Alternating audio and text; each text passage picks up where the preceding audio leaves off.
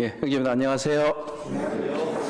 예, 날씨가 어제부터 조금 따뜻해져서 훨씬 더 마음도 좀 부드러워진 것 같습니다. 그리고 보니까 우리 조현팔 형제님 가정도 돌아오시고 해서 매우 반갑습니다. 오늘은 마가복음 1장 1절에서 11절에 있는 말씀으로 하나님의 종이 여기 있다라고 하는 제목으로 말씀을 나누도록 하겠습니다. 이번 지금 1월달, 2월달에는 우리 저희들이 장로 형제님들을 세우기 위해서 말씀을 한 2달 동안 전하면서 원래부터 계획했던 그런 말씀들을 시작하지는 못했습니다. 그간 지난 2020년부터 저와 우리 형제 자매님들이 복음서의 말씀을 계속해서 나누었는데 돌이켜보면 누가복음부터 시작해서 사도행전, 요한복음, 마태복음까지 나누었고 이번에는 마가복음을 통해서 저희들이 금년 한 해 동안 말씀을 좀 배워보려고 합니다. 형제자매님들이 잘 아시는 대로 마가복음은 종의 복음이다 그런 얘기를 하고 있습니다. 그래서 저희들이 우리 교회 표도 그렇고 저희들이 함께 일하기 위해서 주께서 종으로 오셔서 섬기셨던 것들을 보면서 우리들이 그 종의 자세와 태도와 그리고 하신 일들을 함께 나누어 보려고 하는 것입니다. 영화 극한직업이라고 혹시 보셨는지 모르겠습니다. 보면 다들 안 보시긴 얼굴인 것 같아요. 그러니까 워낙 경건하게 생활하시니까 영화 같은 거 전혀 안 보시니까 그러실 수 있는데 유승용 배우가 주연을 했어요. 이분이 이제 경찰서 마약반 형사들이 이 마약범을 잡아야만 되는데 뭐가 잘 안 된다는 거죠. 그래서 지키고 있다가 어떤 통닭집을 들어갔는데 거기 보니까 통닭이 너무 안 팔리는 거예요. 그래서 자기들이 시켜 먹고 막 감시하고 있는데 저 사람들을 감시하자면 여기가 굉장히 좋은 거점이 되겠는 거예요. 그래서 어떻게 할까 생각하다가 마침 그 통닭집 주인이 이제 가게를 내놓는다는 얘기를 듣고 이제 그곳을 이제 자기들이 인수를 합니다. 그래서 그곳에서 직접 다 이 통닭을 이제 구워서 팔면서 마약범을 검거하는 그런 작전들을 이렇게 하고 있는데 제목이 극한 직업인데 저는 제 그 영화를 보면서 뭐 전직도 있지만 이 마약반 형사가 극한 직업인지 아니면 통닭을 파는 게 극한 직업인지를 잘 모르겠더라고요. 그래서 제가 볼 때는 통닭을 파는 게 더 극한 직업인 것 같기는 했는데 어쨌든 그분들의 이야기는 전체적으로는 아마 이런 것 같아요. 자기가 마약반 형사이기 때문에 마약 사범들을 잡기 위해서 별별 일을 다 해야 된다. 이런 얘기 같아요. 영화 중간중간에 보면 그 마약범들을 검거하기 위해서 줄도 잘 못하는데 어떤 청소하는 분들처럼 줄을 타고 내려오다가 줄이 잘 안 풀려가지고 뭐 앞으로 꼬꾸라지기도 하고 뭐 그런 것들을 보니까 굉장히 이제 극한 직업이다 하는 생각을 하게 됐습니다. 이분들 덕분에 수원 통닭갈비가 굉장히 유명해졌어요. 이제 원래는 수원은 왕갈비가 유명한데 이 영화 덕분에 통닭을 이렇게 많이 사 먹게 됐다. 그래서 뭐 명소도 생기고 이렇게 했어요. 그리고 이제 EBS에도 보면 이제 교육 프로그램에서 극한 직업이라는 프로그램이 있습니다. 그래서 저도 그걸 보면서 야, 세상에 참 별별 참 희한하고 위험한 직업들이 많이 있구나 그런 생각을 하게 됐는데 연탄 보면 이제 지금은 이제 겨울이 다 지나갔지만 보면 정치인들이나 또 사회 봉사하는 분들이 때만 되면 사람들에게 이렇게 멀리 이제 운동 수단이 없는 분들한테 연탄을 이렇게 날라준다고 막 줄을 써가지고 그렇게 날라줘요. 저는 제 생각에는 왜 저렇게 할까? 그냥 뭐 큰 거 하나 이렇게 통이나 아니면 이렇게 해서 힘 좋은 사람이 날르면 될 텐데 뭐 줄을 그렇게 열심히 써가지고 하나 그런 생각을 했어요. 근데 그런 분들은 보이기로 실제로 물론 봉사하시는 거긴 하지만 그분들은 얼굴이 보이잖아요. 그런데 그러니까 연탄을 만드는 석탄을 채굴하는 사람들이나 실제 연탄을 만드는 사람들은 별로 그렇게 나오지를 않아요. 실제 이 석탄을 채굴하고 연탄을 만드는 사람들은 굉장히 극한 직업이에요. 어려운 직업인 것이죠. 그런데 이런 분들은 조명을 받지 못해요. 근데 한편으로 말씀을 준비하면서 생각한 것 중에 하나가 이게 우리 본문에 침례 요한이 나오고 침례자 요한이 나오고 예수님이 나오시잖아요. 야, 침례자 요한이 굉장히 극한 직업이었다. 이런 생각을 좀 하게 되었습니다. 왜냐하면 본문에 나오는 대로 이 침례 요한은 이 약대틀, 낙타틀로 된 옷을 입고 그냥 가죽끈으로 대충 묶고 먹는 것도 뭐 석청 이런 거 먹고 메뚜기도 먹었어요. 지난번에 이제 어떤 우리 교제하다가 이제 메뚜기 먹는 얘기를 좀 했어요. 그랬더니 메뚜기를 먹냐, 여치를 먹냐, 뭐 이런 얘기를 했어요. 그래서 어떤 자매님이 여치는 안 먹는다, 메뚜기를 먹는다, 뭐 이런 얘기를 하시더라고요. 이 침례자 요한이 굉장히 극한 직업이었다. 예언을 하면서 광야에 살았죠. 옷도 입는 것도 남루했죠. 먹는 것도 그랬죠. 알아주는 사람 없죠. 이렇게 해서 오늘날 물론 젊은이들 이런 것들 때문에 오히려 낭만적이다 이런 생각을 이렇게 워낙 요즘 특이한 것들이 많으니까 야 저기 멀리 나가서 살면서 저 폼나게 가죽옷 같은 거 입고 있으면 더 좋지 않을까 이런 생각을 하는 분들이 있을 수도 있지만 그건 꿈입니다. 그게 살아보면 정말로 힘든 것입니다. 그러면 예수님은 어땠을까 한번 생각해 봤어요. 예수님도 참 극한 직업이었다 하는 생각을 좀 했습니다. 예수님께서 뒤에 이제 마가복음을 보게 되면 이제 어부들을 불러서 제자를 삼잖아요. 야, 이 고기 잡는 어부를 3년 반 동안 교육시켜서 이 제자가 되게 하다 얼마나 극한 직업이었을까. 말이나 또 잘 들었나면 그것도 아니에요. 때때로 말썽도 부리고 엉뚱한 얘기하고 이렇게 했잖아요. 그리고 예수님은 여행을 굉장히 많이 하셨어요. 내내 여행하셨어요. 잠도 잘 못 주무시고 그 사마리아 여인의 비유 같은 데 보게 되면 얼마나 피곤하셨는지 제자들이 먹을 거 사러 가는 동안에 그냥 우물에 주저앉아 계신 것을 우리가 볼 수가 있는 것입니다. 하나님의 아들 예수 그리스도가 이 땅에 종의 모습으로 오셔서 온갖 수치와 모욕을 당하시고 고난과 풍파를 겪으면서 구주의 사명을 완수하셨습니다. 이 마가는 바로 이러한 예수 그리스도의 모습을 묘사하기 위해서 다른 복음서, 특히 요한복음에 보게 되면 예수님의 말씀을 붉은 글씨로 표시하는 성경을 가진 분들이 보시면 요한복음은 매우 많은 분량이 거의 붉은 글씨로 표시되어 있는 것에 반해서 이 마가복음은 예수님의 말씀은 별로 나오지를 않아요. 주로 예수님은 행동하는 모습으로 섬기는 모습으로 나오고 있는 것입니다.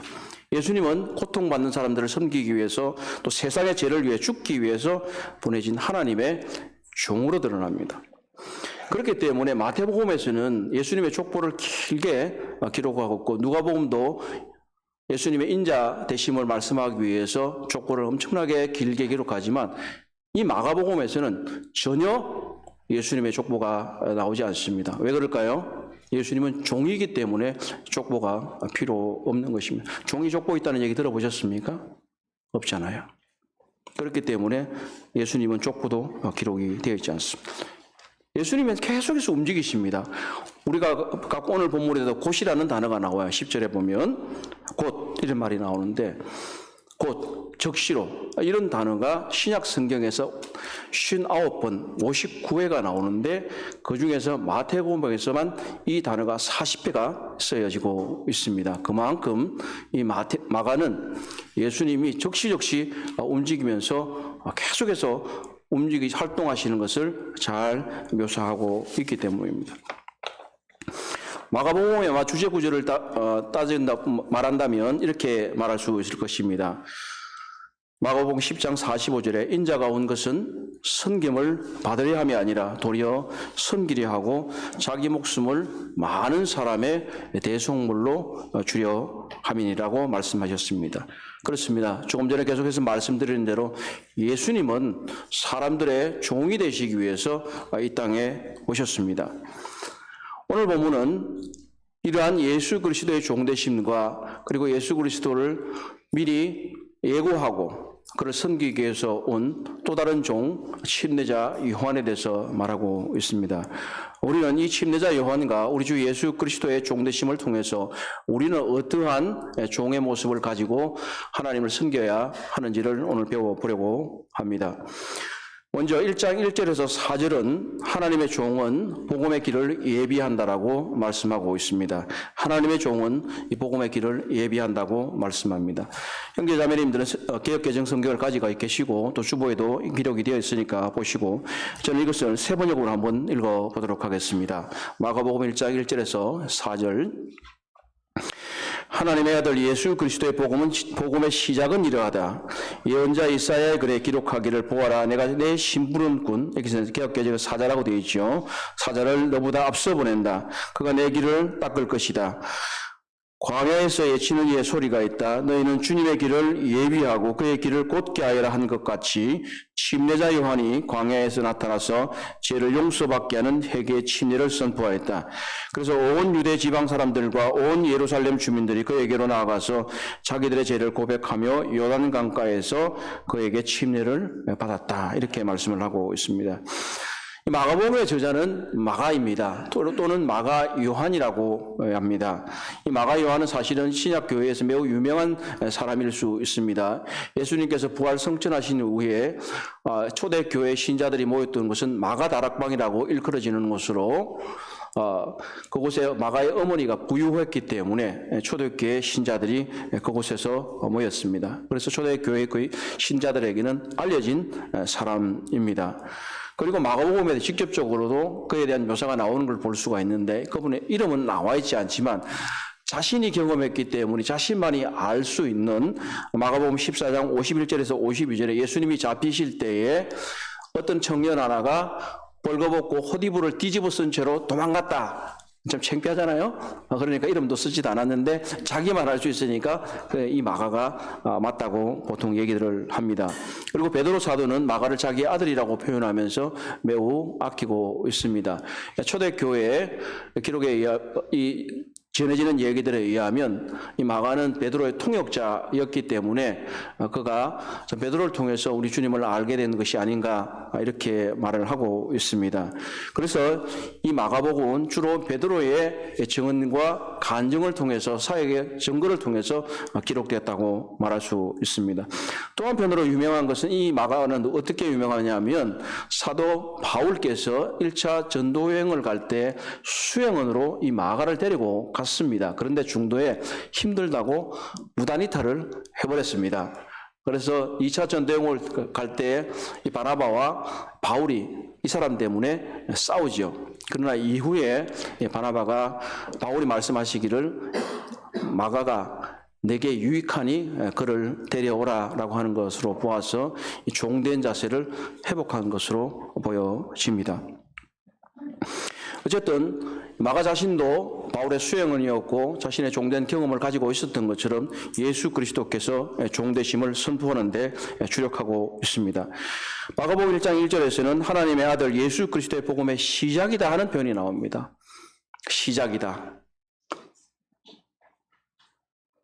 이 시작이라는 단어가 사실은 이 복음서 전체에 함께 나오고 있습니다. 요한복음에서는 태초라는 말이 나오고 그리고 누가복음에서는 근원이라는 말로 표현을 하고 있지만 사실은 다 같은 단어인 것입니다. 복음서의 저자들은 뭔가 자신들의 복음서를 시작할 때에 이 단어를 통해서 그리고 고대 기록의 문헌들에 보게 되면 첫 번째 줄, 그러니까 제일 처음 시작하는 것을 통해서 뭔가 자신들이 말하려고 하는 것을 기록하고 있습니다. 바로 이 마가복음은 종된 복음의 시작을 말하고 있고 누가는 인자로서의 예수 그리스도의 시작을 말하고 있고 요한복음은 하나님의 아들로서의 시작을 말합니다. 특히 마태는 그 근원이나 기원이라는 단어는 쓰지는 않지만 바로 예수께서 다윗의 자손된 메시아라고 하는 것을 강조하는 바로 계보를 가지고 있었기 때문에 근원을 강조하고 있는 것입니다. 이것은 바로 새로운 시작이라는 것을 말합니다. 새로운 시작. 예수 그리스도께서 오심으로 말미암아 복음의 새로운 시작이 되었습니다. 복음은 그야말로 좋은 소식을 말합니다. 구약에서부터 오랫동안 이 유대인들이 기다렸던, 세상이 기다렸던 바로 메시아, 그리스도, 그 기름 부은 자다가 오셨다라고 하는 이 좋은 소식이 전해진 것입니다. 우리가 예수 그리스도를 통해서 오늘 주의 만찬을 통해 예배를 드렸지만 바로 예수 그리스도께서 이 땅에 오셔서 그분이 종되어서 우리 죄를 위해서 죽으셨다는 기쁜 소식이 거기에 우리에게 전해진 것입니다. 바로 예수님이 사람들의 종이 되어서 자신의 목숨을 제물로 드렸기 때문에 우리는 천국에 갈 수 있는 겁니다. 하나님의 자녀가 될 수 있는 것입니다. 예수님은 바로 이 땅에 오셔서 이 하나님의 새로운 일을 시작하신 거죠. 이 새로운 시작을 누가 알리고 있습니까? 바로 침례자 요한입니다. 이 침례자 요한이 이 새로운 시작을 알려주고 있습니다. 그리고 두 번째로는 이 시작이라는 말이 첫 번째로는 바로 하나님이 새로운 일을 시작하고 있다면 두 번째로는 오늘날에도 이것이 계속되어야 된다고 하는 것입니다. 시작이 있으면 중간이 있고 끝이 있지 않습니까? 이 마가복음을 통해서 계속해서 우리 주님께서 복음을 전하신 이야기가 그리고 마가와 그의 동료들과 이런 모든 사람들이 계속해서 복음을 전하고 있는 것처럼 오늘날에도 우리는 이 예수 그리스도로부터 시작된 복음을 계속해서 전해야 된다고 하는 것을 말하고 있습니다. 이것은 우리 주님이 오신 끝날까지 계속해서 이루어져야 하는 것입니다.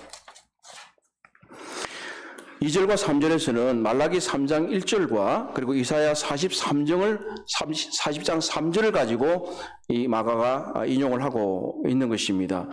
이걸 잘 보면 선지자 이사야 그림말이라고 되어 있지만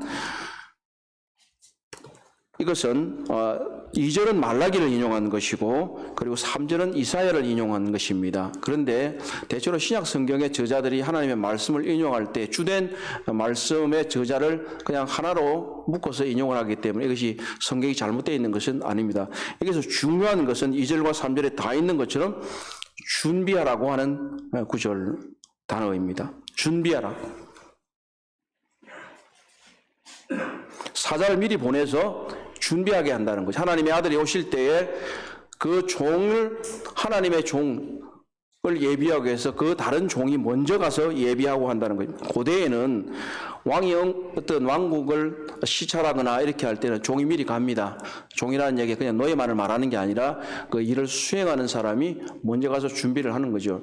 형제자매님들도 직장에 계실 때 이런 경험들을 하시는지 모르겠습니다.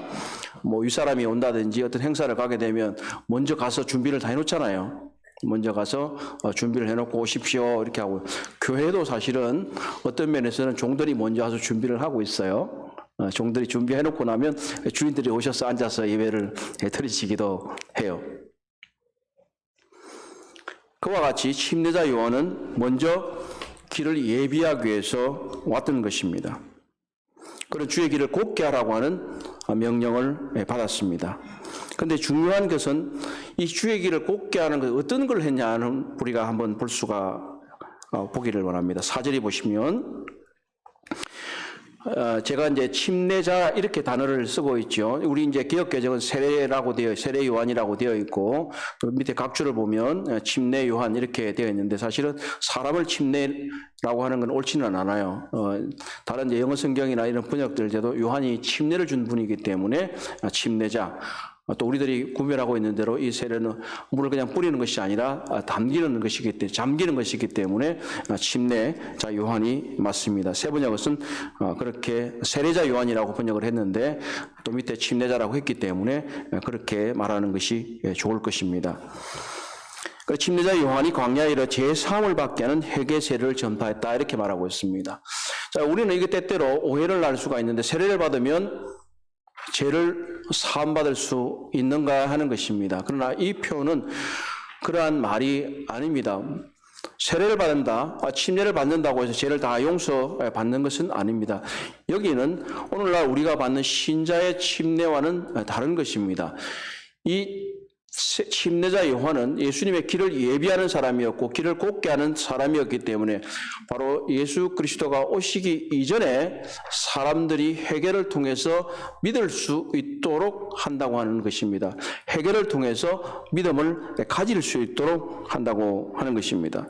그래서 회개를 통해서 죄 사함을 받을 수 있는 단계로 나아가게 한다고 하는 겁니다.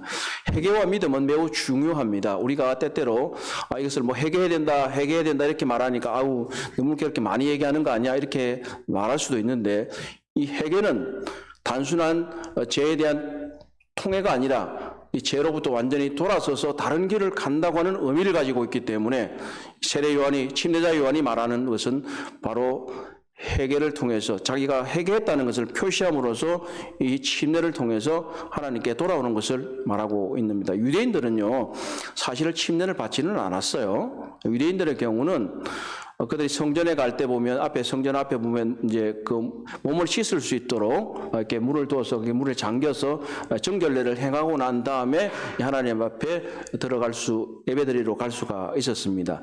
이방인들의 경우에만 그들이 유대교로 개종했다는 것을 알리기 위해서 그들이 이러한 침례 의식, 물에 빠지는 의식을 하게 된 것입니다. 그래서 유대인들은 왜 우리가 이렇게 뭐 물가에 들어가서 침례를 받아야 되지? 이해가 잘 되지 않는 것이었어요.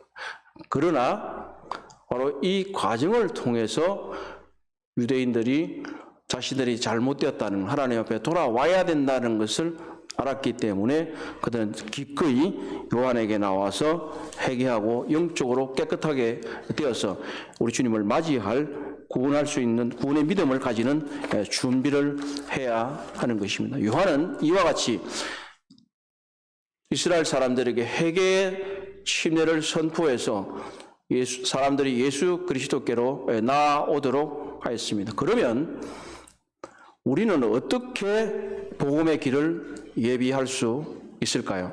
우리는 어떻게 사람들이 예수 그리스도께 나올 수 있도록 복음을 믿을 수 있도록 준비할 수 있을까요? 예비할 수 있을까요?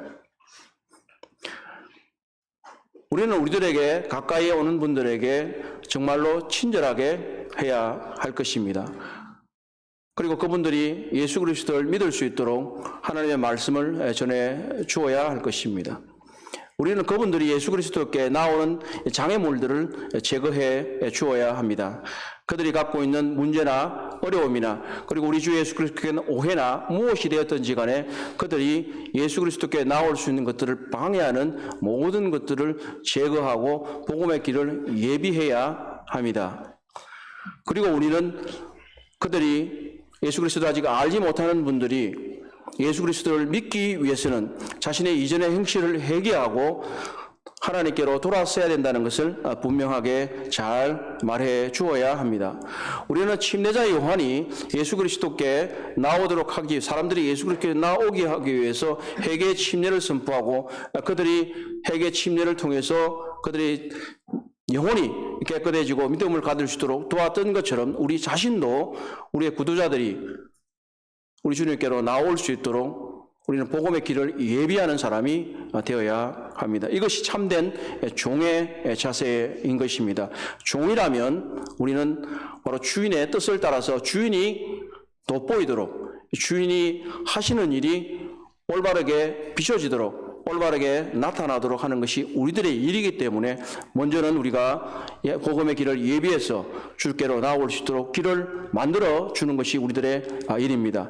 그리고 두 번째로 1장 6절에서 8절은 우리들 복음의 장애 요소가 되는 많은 것들을 제거하고 그들이 잘 나올 수 있도록 길을 열어줄 뿐만 아니라 이제 1장 6절에서 8절은 하나님의 종은 겸손하게 주님을 바르게 제시하여야 한다고 말씀하고 하나님의 종은 겸손하게 주님을 바르게 제시하여야 합니다. 1장 6절에서 8절의 말씀을 제가 세 번역으로 읽어보도록 하겠습니다. 형제자매님들도 함께 보시기를 바랍니다. 요한은 낙타 트롯을 입고 허리에 가죽띠를 띠고 메뚜기와 덜꿀, 여기 이제 석청이라고 표현되어 있는 개역개정인데 덜꿀이라고 말합니다. 덜꿀을 먹고 살았다. 그는 이렇게 선포하였다. 나보다 더 능력이 있는 이가 내 뒤에 오십니다. 나는 몸을 굽혀서 그의 신발끈을 풀 자격조차 없습니다. 나는 여러분에게 물로 침례를 주었지만 그는 여러분에게 성령으로 침례를 주실 것입니다. 이 침례자 요한의 생활 태도는 아마 엘리야하고 비슷한 것 같아요. 그래서 그는 회개 메시지를 전하고 있고 그가 사역한 곳은 광야입니다. 혹시 광야에서 살아본 분 계십니까? 요즘 한 달 살이 이런 게 유행이더라고요. 그래가지고 제주도에서 한 달 살고 저희 어머니가 제주도가 한 달 살다가 오늘 이번에 갔다 왔는데 이 아들 작은 아들하고 간다고 갔는데 잘 지내시다가 그냥 부상을 당하셔가지고 수술을 하시게 됐어요. 낯선 환경에 산다는 건요 아무리 좋은 데 가도 쉽지가 않아요. 그런데 뭐 호기 있게 뭐 산에도 가서 한 달 살아보고 광야에서도 한 달 살아보는 분들이 계시긴 하는데 오늘날과 다릅니다. 오늘날은 핸드폰도 있고 생수도 가지고 가고 필요하면 텐트도 가지고 가지만 여기 아무것도 없었어요. 그냥 광야에서 살았다고 하는 사실입니다. 한편으로 이스라엘의 조상들이 광야에서 40년 동안 지난 것을 상기시키면서 오히려 너희들이 이 광야보다 너희들의 마음이 더 광야 같다. 마음이 더 광야 같다. 너희들이 이곳에서 벗어나야 한다. 영적 광야를 벗어나서 예수님을 따라야 된다고 말하고 있는 것입니다. 이전에 이스라엘 백성들이 여호수아를 따라서 광야를 벗어나서 그들이 가나안 땅으로 들어간 것처럼 여호수아의 신약적인 이름인 예수를 따라서 이제는 영적인 가나안으로 들어가야 한다고 이제 침례자 요한은 말하고 싶은 것입니다. 요한은 정말 예수님을 소개할 때에 있어서 조심했습니다. 절대로 자기가 예수님보다 돋보이려고 하지 않았습니다. 그는 정말로 예수님보다 자신을 스스로 원래보다 낮은 것이지만 스스로 얼마나 낮추고 있는 건지 모릅니다. 나보다 더 능력이 있는 이가 내 뒤에 오십니다. 나는 몸을 굽혀서 그의 신발끈을 풀 자격조차 없습니다. 혹시 사랑하는 형제 자매님들께서는 사랑하는 가족들 또 좋아하는 분들을 위해서 신발끈을 풀어주시거나 매주시거나 한 적이 있습니까? 근데 이분은 신발끈을 풀 만한 위치도 나는 안 된다. 이렇게 말해. 예전에 유대교 랍비들의 경우에 제자들이 이 신발 끄는 걸 푸는 걸 말고는 노예처럼 모든 것을 섬겼다고 해요. 그러니까 신발끈을 푸는 것도 이게 상당한 위치를 필요로 하는 것 같아요. 근데 이 사람들은 그렇지만 침례자 요한은 나는 신발끈을 풀 수도 없다. 얼마나 내가 낮은 사람이냐. 이렇게 말하면서 주님을 높이고 있습니다. 자, 이것은 나는 메시아가 아니다. 나는 그리스도가 아니다. 이렇게 말하고 있습니다. 예수님을 그분은 침례자가 나보다 더 큰 능력이 있는 분이다. 이렇게 선언하고 있어요. 더 큰 능력이 있는 분이다. 더 능력 많으신. 요한은 그저 자신이 거울 역할을 하고 예수님이 저기 있다. 요한복음에서도 보면 보라 세상 죄를 지고 한 어린 양이로다. 하나님의 어린 양이로다. 이렇게 가르치는 것이에요. 사람들이 여러 차례 그에게 네가 메시아냐? 이렇게 물었지만 나는 아니다. 이렇게 말을 하고 있는 것입니다. 우리 자신도 그렇습니다. 우리는 메시아가 아니고 우리는 높은 자도 아닙니다. 그저 우리는 주님의 종입니다. 제자로서 우리는 이 침례자 요한의 태도를 본받아야 하는 것입니다. 그리고 요한의 물 침례는 그저 회개의 재고백의 외형적 상징일 뿐이었습니다. 그렇기 때문에 자기가 하는 이 물 침례는 회개 침례는 아무것도 아니야.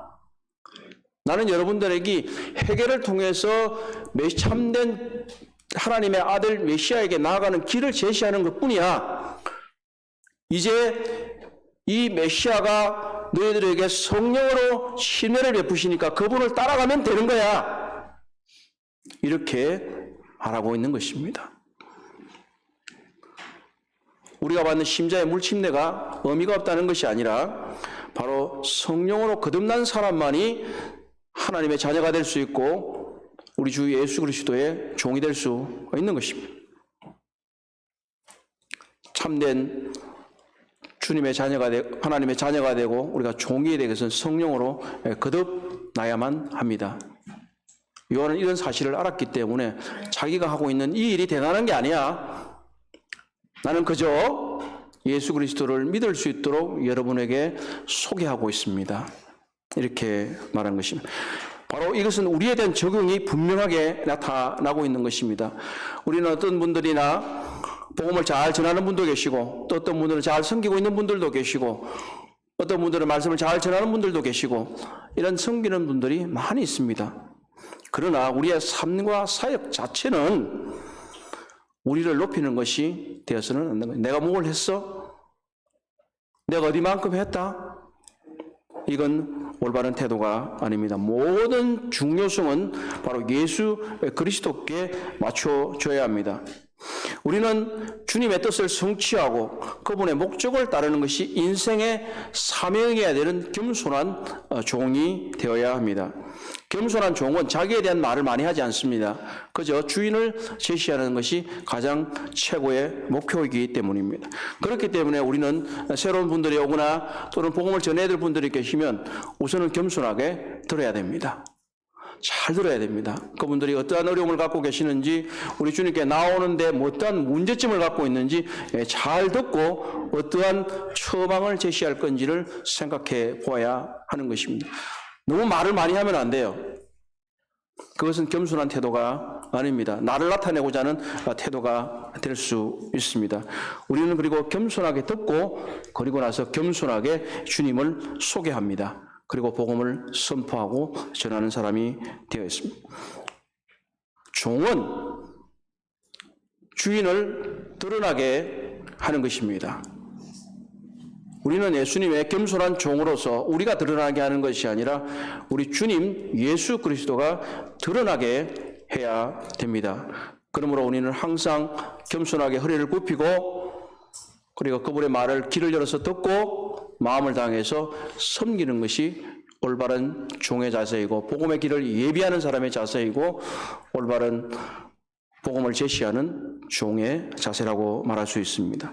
그리고 마지막으로 하나님의 종은 성령의 능력을 덧입어야 된다고 1장 9절에서 11절에서 말하고 있습니다. 하나님의 종은 성령의 능력을 덧입어야 합니다. 우리 함께 1장 9절에서 11절을 읽어보도록 하겠습니다. 1장 9절에서 11절 그때 시작.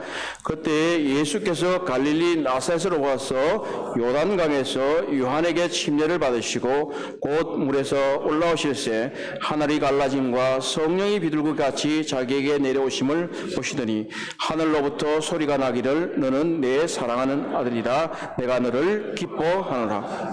아멘.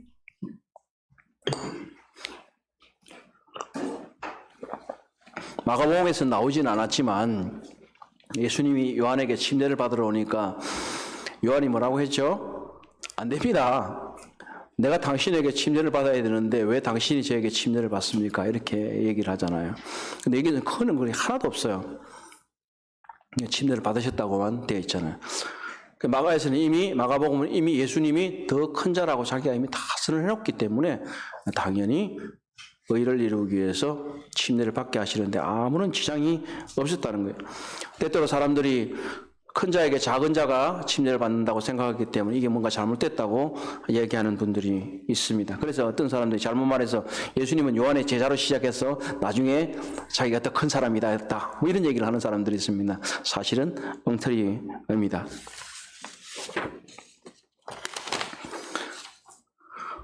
예수께서 침례를 받으신 것은 바로 하나님의 아들이 사람이 되셔서 그의 사역을 알리는 시작을 알리는 신호탄이 되었기 때문입니다. 사람으로서 시작이었기 때문에 공생의 시작이었기 때문에 사람과 같이 동일하게 그를 그 위치에 다른 사람들과 같은 위치에 두셨습니다. 그러나 다른 사람들의 침례와는 달리 바로 예수님께서 침례를 받으실 때 성경은 뭐라고 말하겠습니까? 하늘이 갈라졌다. 하늘이 갈라졌다. 천둥배가락이 치면서 했는지 우리까지 확인을 할 수 없지만 천지가 개벽하는 것처럼 하늘이 갈라졌다라고 말하고 있는 것입니다. 그리고 성령이 비둘기같이 내려오셨다라고 말씀하고 있습니다.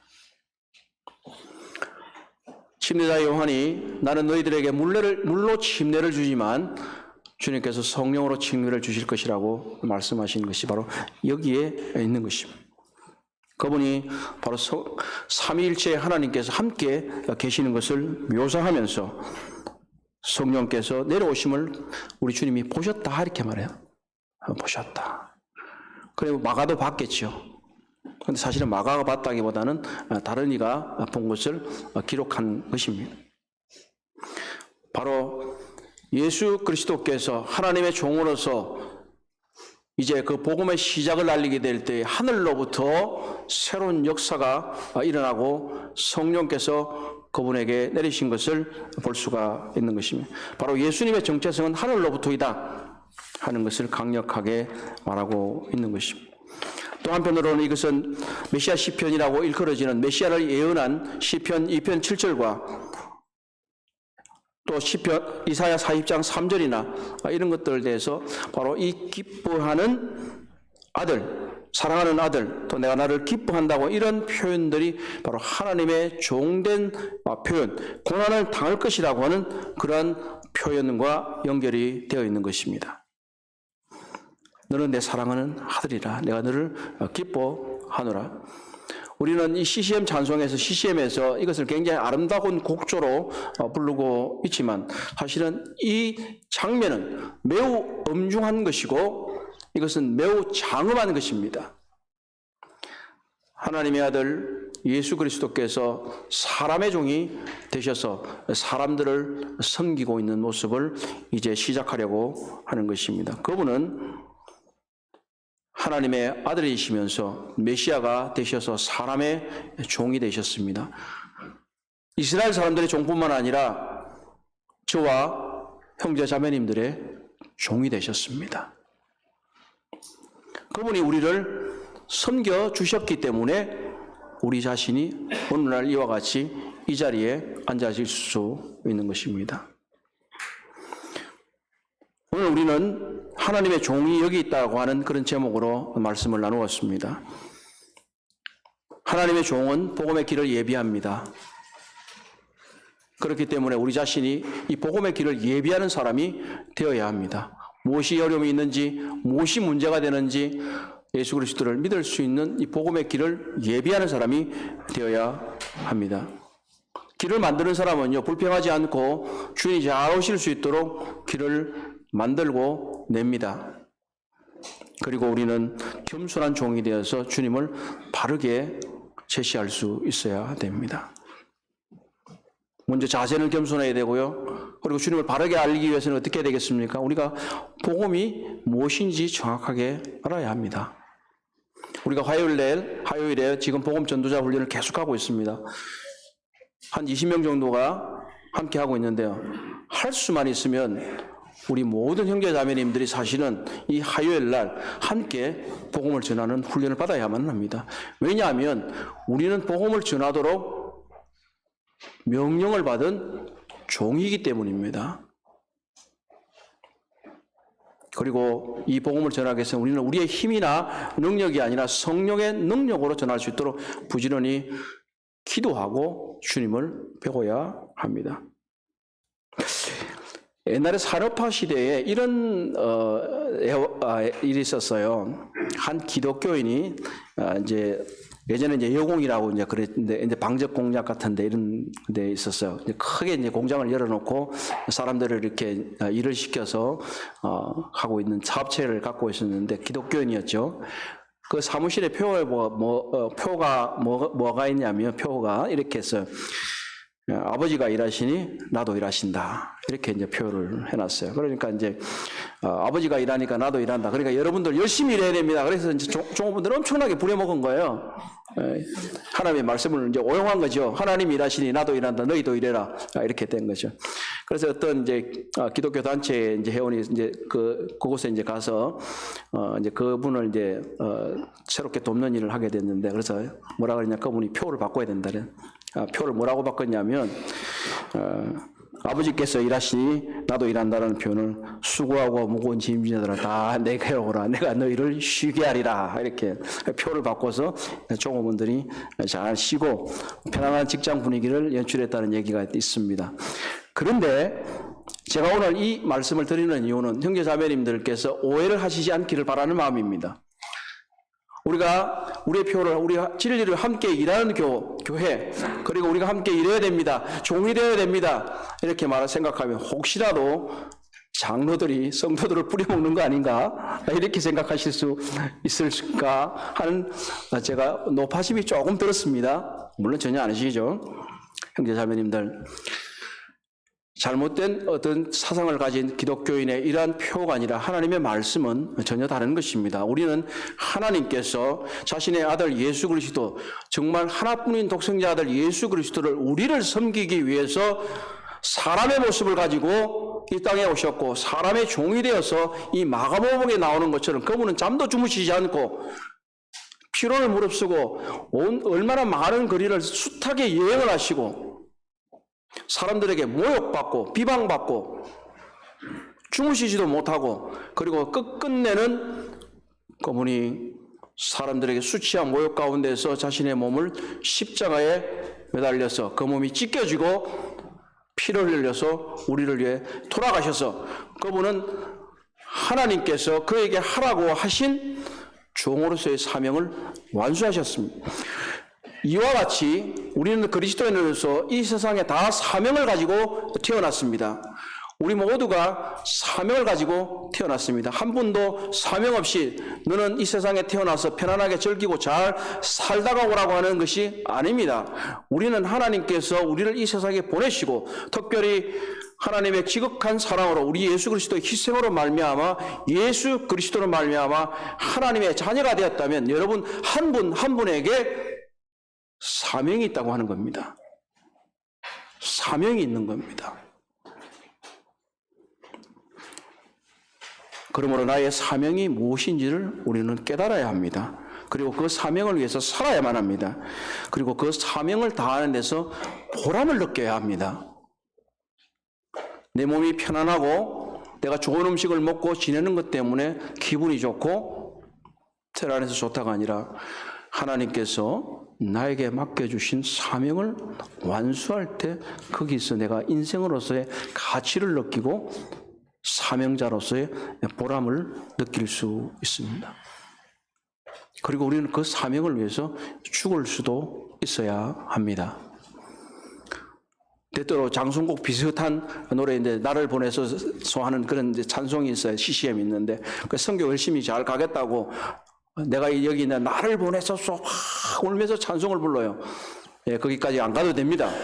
이 삶의 현장에서 내가 죽을 수 있어야 합니다.